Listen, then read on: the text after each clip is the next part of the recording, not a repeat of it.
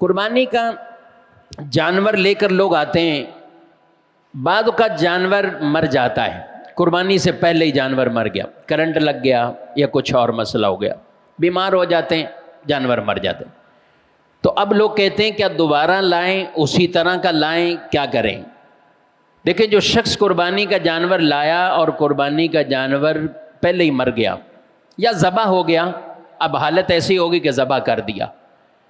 تو اب بھی اس مالدار آدمی جس پر قربانی لازم ہے اس پر اپنی قربانی اب بھی باقی ہے، ختم نہیں ہوگی،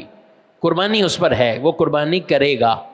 اب یہ تو اس نے تیاری میں پہلے سے جانور لے لیا تھا،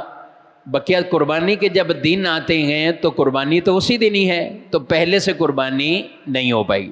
تو اب اسے نیا جانور لائے۔ اس میں اسے آپشن موجود ہیں، اتنی قیمت کا لاتا ہے، اختیار ہے، اس سے کم قیمت میں لاتا ہے، یہ بھی جائز ہے، نہیں جانور لاتا، کہیں حصہ جمع کروا کر اپنی قربانی کا واجب ادا کرتا ہے تو یہ بھی ٹھیک ہے۔ تو تینوں طرح کے آپشن اختیار کر کے واجب نہ چھوڑے، یعنی وہ جانور جو بھی ہونا تھا وہ ہو گیا۔ اسی طرح جانور نہیں مرا لیکن ٹانگ ٹوٹ گئی، قربانی کے قابل نہ رہا، اب جانور تو صحیح سلامت ہونا چاہیے جو قربانی کے لیے، اب کسی جانور کو ٹرک سے اتارتے ہوئے ٹانگ ہی ٹوٹ گئی تو اب یہ قربانی کے قابل نہیں رہا، تو ایسے شخص کے لیے پھر بھی یہی ہے کہ وہ اپنی قربانی کا جس پر واجب ہے اسے ادا کرے گا،